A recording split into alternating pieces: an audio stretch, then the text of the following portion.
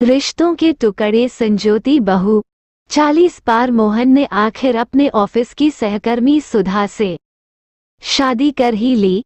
सुधा जहां एक अनाथ लड़की थी, अपने चाचा चाची के पास पली बड़ी, वही दूसरी ओर मोहन की केवल माताजी है। पिताजी का स्वर्गवास उसके छोटी उम्र में ही हो गया था। सुधा ने आते ही घर का सारा काम बहुत अच्छे से संभाल लिया। वो अपनी बीमार सासू माँ का अच्छे से ख्याल रखती, लेकिन शादी के बीते 1 साल बाद उसने एक आदत बना ली थी। वो अब अपनी सासू माँ के पास बैठकर कुछ नहीं खाती थी। पहले तो दोनों सास बहू साथ में ही खाना खाती थी।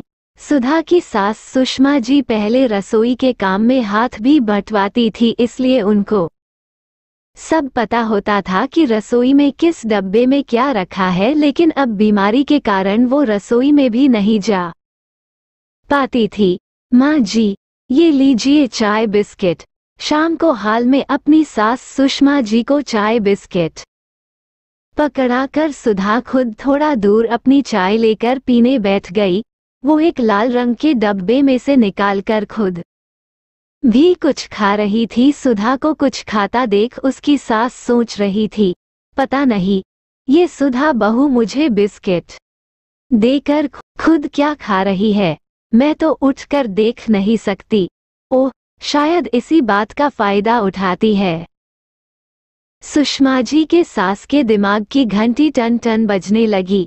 जरूर कुछ अच्छा ही खा रही होगी, तभी तो मुझसे दूर बैठती है।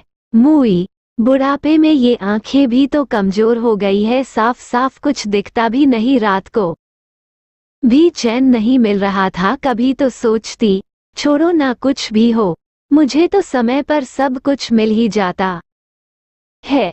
लेकिन दूसरे ही पल मन में आता, अरे ऐसे कैसे छोड़ दूं, आखिर पता तो चले डिब्बे में क्या है।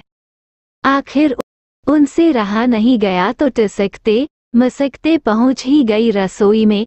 मन ही मन बुदबुदाए जा रही थी। कौन सा डब्बा था? हाँ, लाल रंग का था। मिल गया, लेकिन थोड़ा ऊपर है, हाथ ही नहीं आ रहा। कांपते हाथों से उतारने की कोशिश कर रही थी कि डिब्बा धड़ाम से नीचे गिर गया। ध डा म, हे भगवान, ये क्या? ये टुकड़े किस चीज के हैं? इतनी देर में सुधा और मोहन आवाज सुनकर भागते हुए आए। क्या हुआ मान जी, कुछ चाहिए क्या? सुधा बोली। हाँ बहू, वो दवाई से मुंह कड़वा हो गया था, इसलिए शक्कर का डिब्बा ढूंढ रहा थी।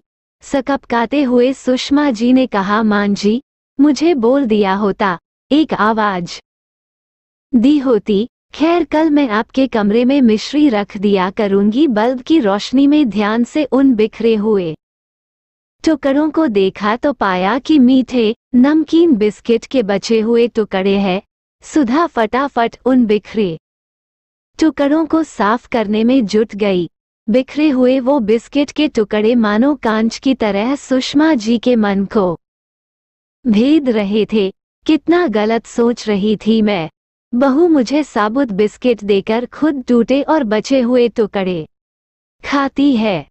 छी, अपनी ओछी सोच पर सुषमा जी को शर्म आ रही थी। दूसरे दिन शाम को जब सुधा ने सुषमा जी को चाय बिस्किट दिए तो रो सुषमा जी ने कहा, बहू मेरे दांतों से बिस्किट जल्दी से टूटते नहीं, तो तुम मुझे वो टुकड़े दे दिया करो। अरे नहीं मान जी, वो तो जब भी कोई नया पैकेट खोलती हूँ कुछ टुकड़े निकल ही जाते हैं, बस उन्हें अलग डिब्बे में रख देती हूँ। आपके पास तो कोई ना कोई आता रहता है, कोई देखेगा तो अच्छा नहीं लगता। हमारे घर परिवार के सम्मान के बारे में कोई कुछ गलत सोचे, ये अच्छा नहीं है। मैं तो अंदर की तरफ बैठकर खालती हूँ, कोई आने वाला होता है तो डिब्बा बंद कर देती हूँ, सुधा ने मुस्कुराते हुए कहा। सुधा की बात सुनकर चाय पीते पीते सुषमा जी की आंखों के कोर भीग गए। ऐसी बहू पाकर वो खुद को आज दुनिया की सबसे खुशकिस्मत सास समझ रही थी।